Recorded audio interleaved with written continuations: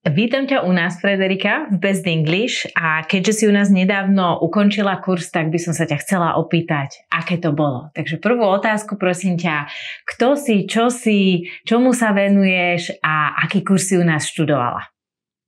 Tak ďakujem za privítanie. Ja som Frederika a vlastne pracujem v bankovom sektore. A vlastne pre kurz som sa rozhodla kvôli tomu, že som chcela ako keby znova nakopnúť tú svoju angličtinu, ktorú aj dennodenne využívam vo svojej práci. A práve Best English bola jasná voľba preto, že ako keby nakopnúť tú angličtinu a zdokonaliť sa v tom. Super, výborne. Prečo si zvolila intenzívny kurz Best English? Keďže som chcela, aby to nakopnutie bolo naozaj intenzívne a mala som vtedy čas sa tomu venovať, tak som vedela, že intenzívny kurz je to správne rozhodnutie a vôbec to neľutujem. Naozaj to bolo veľmi, veľmi také pružné a vlastne človek sa tam mohol veľmi rýchlo posunúť dopredu. Super. Aké to malo pre teba výhody si zvoliť takýto kurz? Tak určite veľká výhoda bolo to, že to trvalo 2 týždne, čiže už behom tých 2 týždňov sa človek dokázal naozaj veľmi rýchlo posunúť a vedel si vyhradiť vlastne tie 2 týždne na to, že teraz idem naplno a zdokonaliť sa v tom. Čiže to bolo veľké plus. A taktiež tým, že to bolo vlastne 5 hodín počas dňa, 5 dní v týždni, tak človek naozaj mal ako keby čas vlastne len čisto na tú angličtinu a išiel do toho. Super. To si chodila na letný intenzívny kurz však? Áno, bol to letný intenzívny kurz. Super, výborne. Keď sa pozrieš na tie výsledky, čo ti to prinieslo, stálo to za to? Bola to dobrá investícia pre teba? Rozhodne áno. Akože predtým som cítila, že v tej mojej konverzácii boli nejaké tie medzery, ale ten letný intenzívny kurz ma naozaj nakopol a vďaka nemu som vlastne sa rozprávala veľmi rýchlo. A keďže nás tam bolo pár na tom letnom intenzívnom kurze, tak o toto bolo lepšie vlastne takto komunikovať. Mala si nejaké obavy sa do toho kurzu pustiť? Myslím, že ani nie. Pre mňa to bola taká jasná voľba, tým, že som vedela, že to potrebujem aj pre svoju kariéru, tak som vedela, že do toho chcem ísť. A ako si sa o nás dozvedela? Aká bola tá tvoja cesta k tomu kurzu? Myslím si, že to bolo prostredníctvom Instagramu, že mi tam vybehla nejaká reklama a potom som si začala vlastne pozerať vašu stránku a tým, že ste tam vlastne písali, že je to hlavne o tom konverzovaní, že až 80% a viac rozpráva študent, tak to som vedela, že to potrebujem preto, aby som sa rozprávala tak, ako potrebujem. A bolo to tak? Bolo to tých 80%, ako hovoríme? Áno, niekedy mám pocit, že aj viac. Čiže určite to splnilo všetko, čo ste tam písali. Super.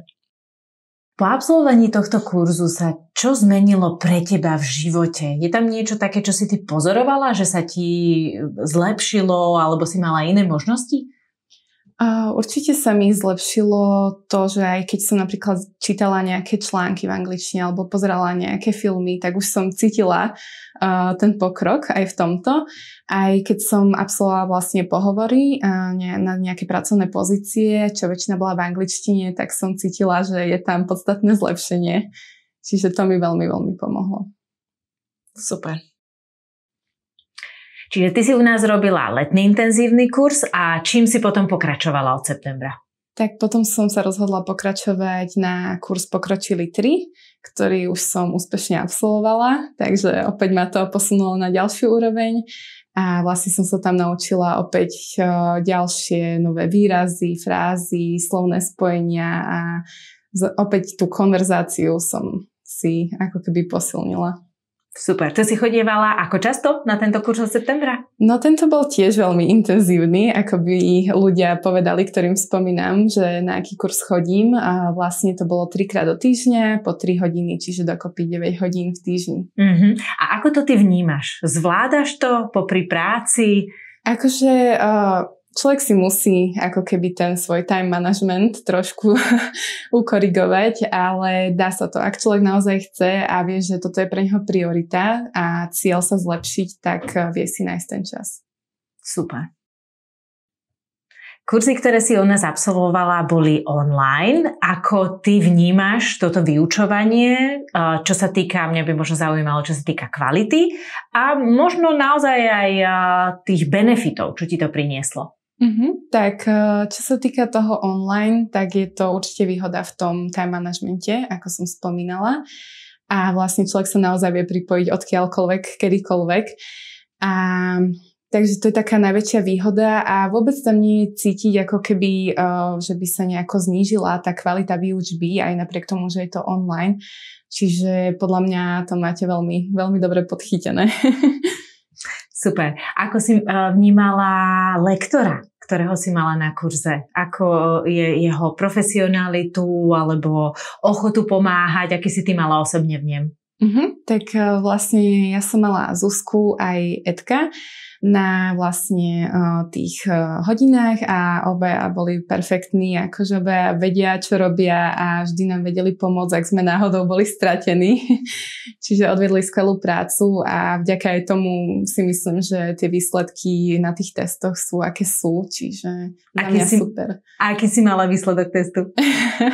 Myslím, že prvý 99% a ten druhý 98%, čiže... No, tak gratulujem. Ďakujem. Super. Čo by si odporúčila našim budúcim študentom, ktorí možno rozmýšľajú, váhajú, nevedia, či ísť do toho, neísť do toho? Čo by si im ty odporúčila? No určite ísť, ak je to vlastne ich cieľ byť lepším v tomto jazyku, tak jednoznačne neváhať, prihlásiť sa a hlavne výhoda je to, že je to online, takže fakt nie je tam problém proste niekde dochádzať alebo tak vedia odkiaľkoľvek, aj keď sú odcestovaní, tak sa vedia prihlásiť. Ďakujem. Učila si sa angličtinu predtým, ako si bola u nás na kurze? Áno, angličtinu som sa vlastne učila už asi od základnej školy, ale čo sa týka kurzov popri škole, tak som bola vlastne na takom ako keby 3-ročnom kurze. Ale naozaj, keď porovnám vlastne ten predchádzajúci kurz a tento, tak tento mi dal oveľa viac, hlavne kvôli tomu, že naozaj sa to neupína len čisto na to, že nauč sa tú gramatiku a tieto slovíčka, ale snažíte sa to fakt tak previesť do tej praxe a do tej komunikácie, že do tej pamäti sa to potom veľmi, veľmi jednoducho dostáva a človek je až prekvapený, keď si opakuje na ten záverečný test, že koľko toho naozaj vie, hej, čiže za mňa toto bolo oveľa lepšie. Perfektné. Ako si sama povedala, naše kurzy sú intenzívne, sú 3-krát do týždňa.